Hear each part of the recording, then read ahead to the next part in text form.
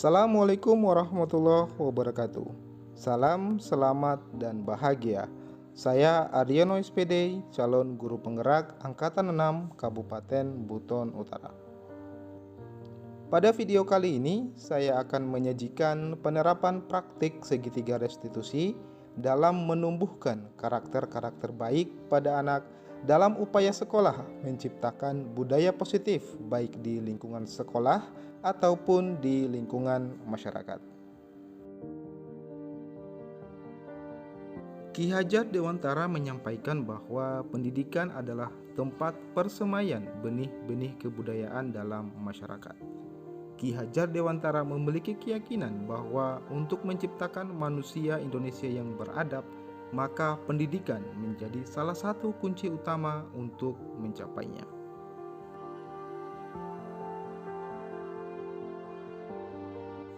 Sekolah sebagai sebuah lembaga pendidikan yang resmi perlu menumbuhkan karakter-karakter baik pada muridnya sehingga diharapkan dapat tercipta budaya positif baik dalam lingkungan sekolah itu sendiri ataupun di lingkungan masyarakat. Restitusi adalah salah satu pendekatan yang dapat digunakan oleh guru ataupun orang tua untuk dapat menumbuhkan karakter-karakter baik pada anak secara mandiri dan juga bertanggung jawab. Berikut ini disajikan contoh penerapan segitiga restitusi dalam menumbuhkan karakter baik pada anak dengan guru mengambil posisi kontrol sebagai manajer.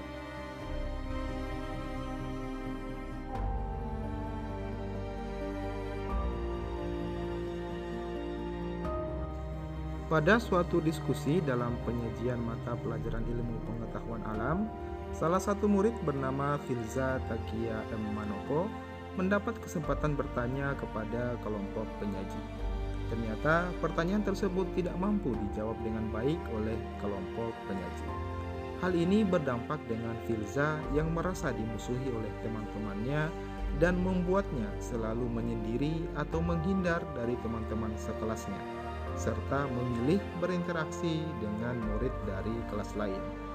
Perilakunya yang selalu menghindar dari teman-teman sekelasnya ini mengakibatkan Filza selalu masuk terlambat untuk mengikuti penyajian pembelajaran di kelas, yang mana hal ini bertentangan dengan keyakinan serta kesepakatan kelas yang telah dibuat, yakni yang pertama, setiap anggota kelas perlu merasa aman dan nyaman dalam berinteraksi sama murid ataupun dengan elemen sekolah lainnya.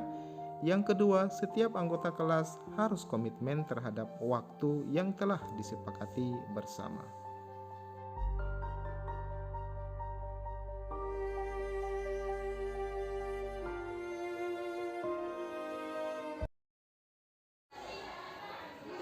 Selamat siang, Filza. Siang, Pak. Filza tahu kenapa Bapak panggil ke sini? Belum tahu, Pak. Pak Guru amati Filza akhir-akhir ini sering menyendiri dan terpisah dari teman-teman sekelasnya. Pak Guru juga mendapat laporan dari beberapa guru kalau Filza sering terlambat masuk ke kelas untuk menerima pembelajaran. Apa ini benar, Filza? Iya, benar, Pak. Apa cerita di balik itu? Kenapa Filza melakukan itu? Pasti ada alasannya, bukan? Karena saya merasa tidak nyaman bersama teman-teman sekelas saya, Pak. Sehingga nanti saat guru masuk ke kelas, baru saya menuju ke kelas saya, Pak. Kalau Pak Guru boleh tahu, perasaan tidak nyaman itu disebabkan oleh apa, Filza?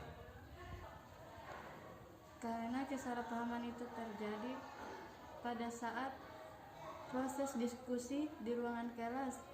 Pada saat itu saya mengajukan pertanyaan yang tidak bisa dijawab oleh teman-teman saya, Pak. Teman-teman saya berpikir saya mencoba untuk mempersulit mereka dalam menjawab, dan akhirnya mereka memusuhi saya karena pertanyaan tersebut, Pak. Oh begitu. Jadi Filza menyendiri dan menghindar dari teman-teman Filza karena Filza merasa dimusuhi oleh teman-teman Filza. Iya, Pak, benar. Baik, Bapak juga seandainya di posisi Filza mungkin juga akan melakukan hal yang sama. Filza melakukan itu untuk mendapatkan rasa aman, kan? Ya, Pak, benar. Saya tidak ingin terjadi pertengkaran di antara kami, sehingga saya merasa aman jika menyendiri dan menghindari teman-teman saya, Pak. Tetapi akibatnya saya sering terlambat masuk ke kelas. Coba kita lihat kembali. Filza menyendiri dan menghindar dari teman-teman Filza, sehingga menyebabkan Filza sering terlambat masuk ke kelas untuk menerima pembelajaran. Apa yang Filza lakukan ini sudah sesuai dengan nilai-nilai yang Filza yakini? Tidak, Pak. Sebenarnya saya orang yang suka bergaul dan berinteraksi dengan teman saya. Saya ingin menjadi orang yang bisa diterima oleh orang lain. Dan saya meyakini bahwa bermusuhan itu tidak baik.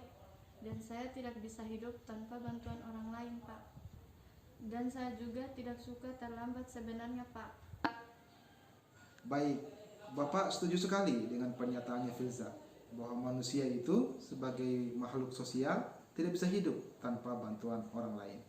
Sekarang menurut Filza, apa yang bisa Filza lakukan agar ketidaknyamanan bersama teman-teman Filza itu segera berakhir, dan akhirnya juga Filza tidak terlambat lagi untuk masuk ke kelas menerima pembelajaran? Apa yang kira-kira Filza bisa lakukan? Menurut saya, yang paling penting adalah memperbaiki cara berkomunikasi saya dan dengan teman-teman saya, Pak, sehingga kesalahpahaman seperti ini dapat dihindari.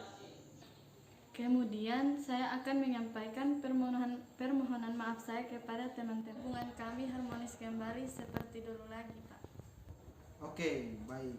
Bapak tunggu hasil perubahan yang Filza akan.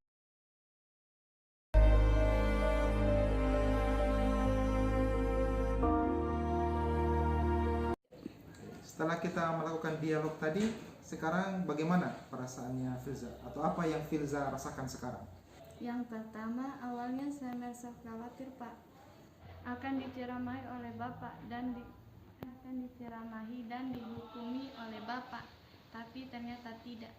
Yang kedua, saya merasa senang, Pak. Dari kesalahan saya ini, saya belajar bahwa melakukan kesalahan itu hal yang bisa saja terjadi. Tetapi yang penting adalah bagaimana kita belajar sesuatu dari kesalahan tersebut. Yang ketiga, bagaimana kita belajar menjadi lebih baik lagi ke depannya, Pak. Khususnya interaksi saya dengan teman-teman kelas. Terima kasih, mohon maaf atas segala kekurangan. Saya Aryono SPD, salam selamat dan bahagia, serta sukses selalu Bapak Ibu Guru hebat.